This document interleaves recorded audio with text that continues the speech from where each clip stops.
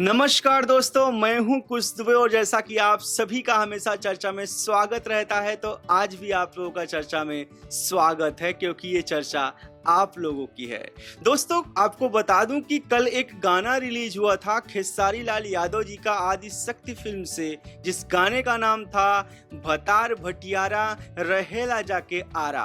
दोस्तों, आपको बताना चाहूंगा कि कुछ लोगों ने इसका गलत मतलब निकाल लिया है और बिना वजह बिना बात की कंट्रोवर्सी पैदा कर रहे हैं, फैंस को आपस में लड़ाई करवा रहे हैं। तो प्लीज आप जो दर्शक हैं, जो देख रहे हैं, वो बिल्कुल भी आपस में लड़ाई ना करें, क्योंकि आपको बता दूं कि पवन सिंह जी का जो मकान है, जो रहने वाले हैं, वो आरा के हैं मेन।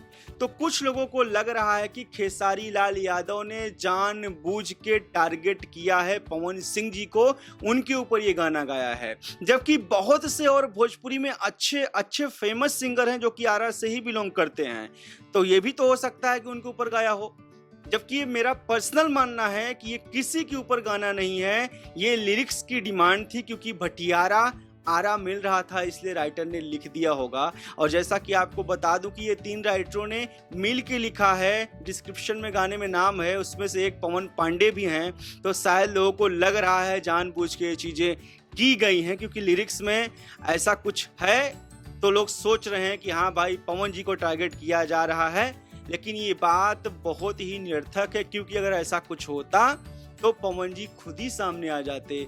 तो जब पवन जी कुछ नहीं बोल रहे हैं, तो जो और लोग सोशल मीडिया में हैं, बिना वजह कंट्रोवर्सी पैदा कर रहे हैं, उनको भी नहीं बोलना चाहिए, क्योंकि भोजपुरी में विवाद खत्म नहीं होता है, दूसरा लोग ला देते हैं। तो प्लीज जो आप लोग देख रहे हैं, आप लोग समझदार बनिए, किसी के लड़ाने में मत आइए। अगर आपको गाना अच्छा लगता है तो सुनिए, नहीं अच्छा लगता है तो मत सुनिए, दैट्स ऑल। बट लड़ाई मत करिए कि खेसारी लाल और पवन जी के फैन में लड़ाई होने लगे इस गाने को लेके। बस दोस्तों, आप लोगों से रिक्वेस्ट है, स्वस्थ रहिए, व्यस्त रहिए, मस्त रहिए। गाना अच्छा लगे तो सुनिए, नहीं तो ना सुनिए, लड़ाई मत कीजिए। धन्यवाद।